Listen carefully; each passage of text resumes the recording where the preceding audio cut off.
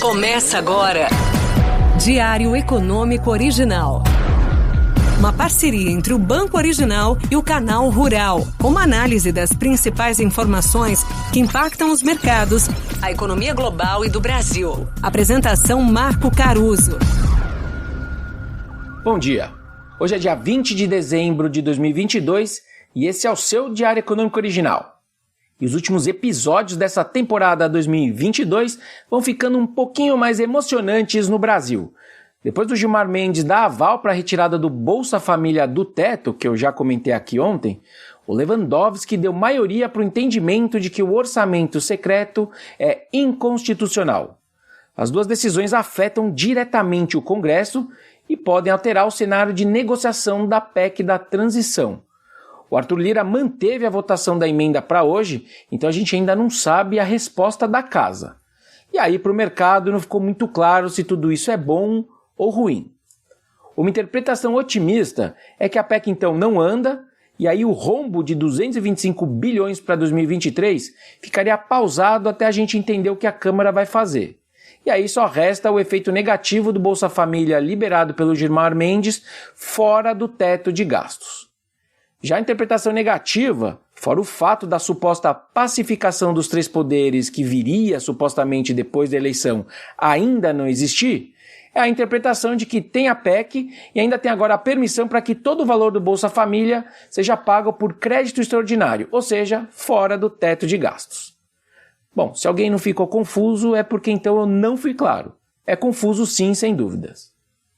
Mas como Arthur Lira teria dito a interlocutores que a decisão pode influenciar o humor dos deputados e que essas atitudes tornariam mais difíceis a tarefa do governo eleito de formar a base no Congresso, os ativos parecem ter preferido ver o lado positivo desse imbróglio todo.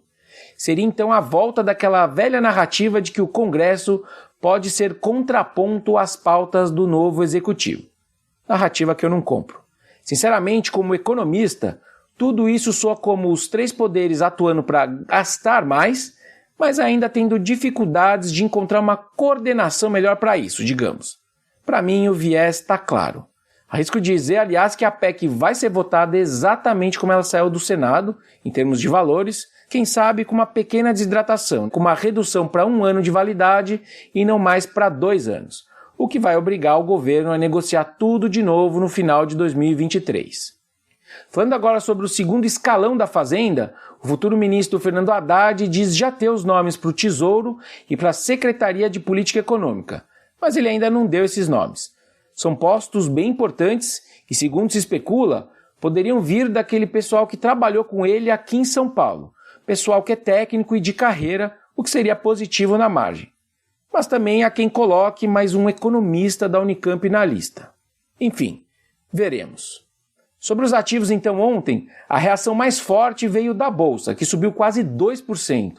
As altas foram bem disseminadas, mas o principal destaque ficou com o consumo discricionário, que subiu mais de 6%, agora que a transferência de renda do Auxílio Brasil tem mais uma garantia com o Supremo. A exceção ficou com os papéis de materiais, exemplo da Vale, puxados por um minério de ferro que, desde que ele se recuperou de 80 para 110 dólares a tonelada, acabou dando uma certa estabilizada e caiu recentemente. O pré-fixado, que vinha liderando a piora nos últimos dias junto com a Bolsa, teve um grande 0 a 0 nessa melhora de segunda, o que acaba conversando com essa minha ideia de que faça chuva, faça sol, o viés da expansão fiscal segue viva. Nas minhas contas, por exemplo, antes da PEC, a postura fiscal que eu estimava para 2023 era essencialmente neutra. Ou seja, o fiscal nem apoiava, mas também não segurava o PIB.